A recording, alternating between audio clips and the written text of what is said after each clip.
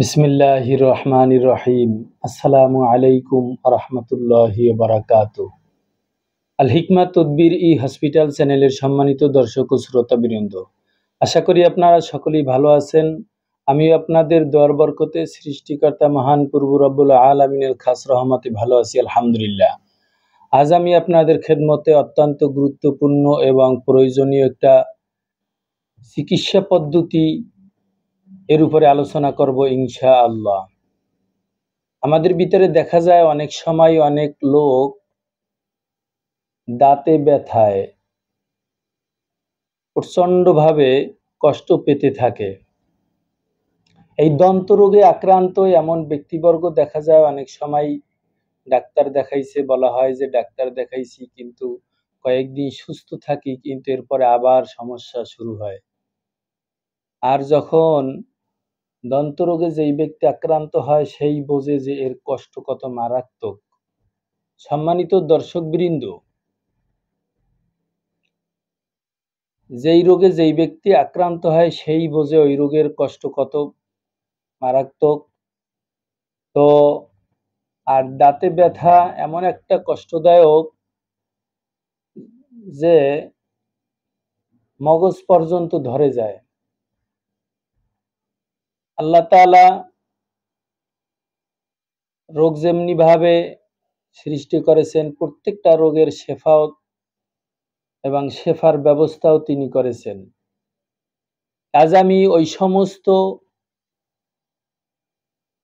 দন্তরোগে আক্রান্ত ভাই ও বোনদের খেদমতে এই চিকিৎসা পদ্ধতি আলোচনা করব।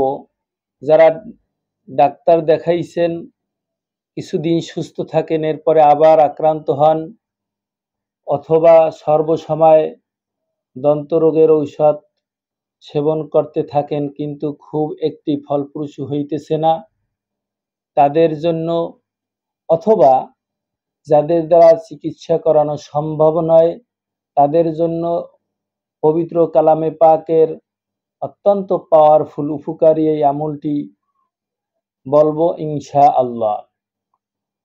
তো আমলটির নিয়ম হইল,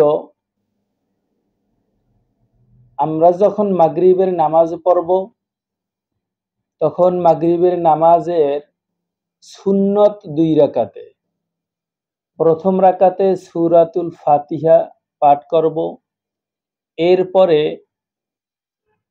পবিত্র কালামে পাকের 11 নম্বর সূরা, 111 নম্বর সূরা সূরাতুল লাহাব পাঠ করব। অর্থাৎ সূরা ফাতিহা শরীফ পাঠ করার পরে সূরাতুল লাহাব পাঠ করব, এরপরে প্রথম রাকাতে যথা নিয়মে রুকু সিজদা শেষ করব, এরপরে দ্বিতীয় রাকাতে আবার যখন সূরা ফাতিহা শরীফ পাঠ করা শেষ করব, সূরা ফাতিহা শরীফ পাঠ করার পরে এই সূরাতুল লাহাব পাঠ করব। অর্থাৎ 2 রাকাতে সূরা লাহাব পাঠ করব। এইভাবে আমি কন্টিনিউ ভাবে আমলটি করে যাব ইনশাআল্লাহ। আপনি যত বড় দন্তরোগে আক্রান্ত হন না কেন, যত কঠিন ভাবে আক্রান্ত হন না কেন, যত ভয়াবহভাবেই আপনি আক্রান্ত হন না কেন, এই কোরআনুল কারীমের পবিত্র আমলটি মাগরিবের নামাজের সুন্নতে কন্টিনিউ ভাবে আপনি আমলটি করে যাবেন ইনশাআল্লাহ। আল্লাহ পাক রব্বুল আলামিন আপনাকে স্থায়ীভাবে সুস্থতা দান করবে এই আমলের ওসিলায়। তো সম্মানিত দর্শক ও শ্রোতাবৃন্দ, ভিডিওটি ভালো লেগে থাকলে অন্য মুমিন মুসলমানের খেদমতে ভিডিওটি শেয়ার করে দিন এবং উক্ত চ্যানেলটি সাবস্ক্রাইব করে রাখুন। আপনার যে কোনো প্রয়োজনীয় ভিডিও পেতে চ্যানেলটির সাথে থাকুন।